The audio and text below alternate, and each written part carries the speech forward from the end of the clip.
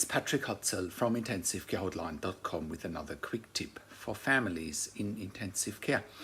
So this week I was talking to a client who said that their 78-year-old father has gone into ICU with a pneumonia and is currently on high-flow nasal prongs, and the ICU team is talking about that if he's not improving, he needs to go on BIPAP as a next step. And the client is asking, how do we avoid BIPAP in a situation like that?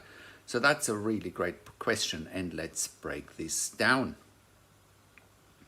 So when someone is in ICU on high-flow nasal prongs for a pneumonia, for example, the first thing that needs to happen is obviously find out the cause of the pneumonia, start them on antibiotics or antivirals or antifungals depending on the cause of the pneumonia. Obviously assess a chest x-ray, assess oxygen saturation, assess an arterial blood gas ideally, do a chest x-ray, and also have a listen to the chest with a stethoscope. Doctors and nurses do that in ICU quite frequently, and then assess, whether, how unwell the patient is, how unwell your dad is. And also look at signs such as the breathing rate per minute. Is it fast? Is it slow? Is it shallow? Can your dad take deep breaths? Can he cough?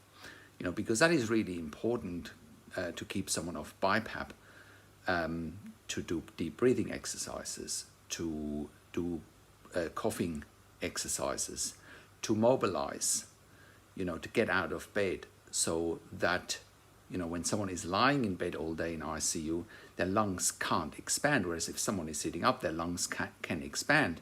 And therefore, areas of the lungs that are not perfused well, that are not oxygenated well, that are potentially collapsed with a pneumonia can open up. So mobilization, deep breathing exercises, coughing, physical therapy ideally, antibiotics, antivirals, antifungals, whatever works, that can be very effective. Now, other things that can help is, for example, saline nebulizers, or, depending on the medical history of a patient, also other nebulizers, such as salbutamol or Atrovent nebulizers may help as well. So I hope that helps how to avoid BiPAP in ICU when someone is on high-flow nasal prongs. And that's my quick tip for today. Now, if you have a loved one in intensive care, go to intensivecarehotline.com and call us on one of the numbers on the top of our website, or simply send us an email to support@intensivecarehotline.com with your questions. Also, check out our membership for families in intensive care at intensivecaresupport.org. There you have access to me and my team, and we answer all questions intensive care and intensive care at home related 24 hours a day in a membership area and via email.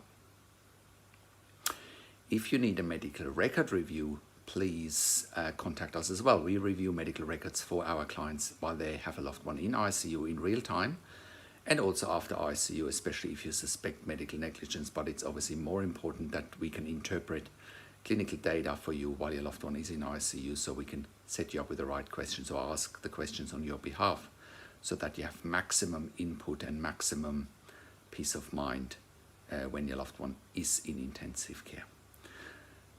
Now, if you like this video, give it a thumbs up, subscribe to my YouTube channel for regular updates for families in intensive care and intensive care at home. Click the notification bell, share the video with your friends and families, and let me know in the comment section what you want to see next or what questions and insights you have from this video. Thanks for watching. This is Patrick Hutzel from intensivecarehotline.com, and I'll talk to you in a few days.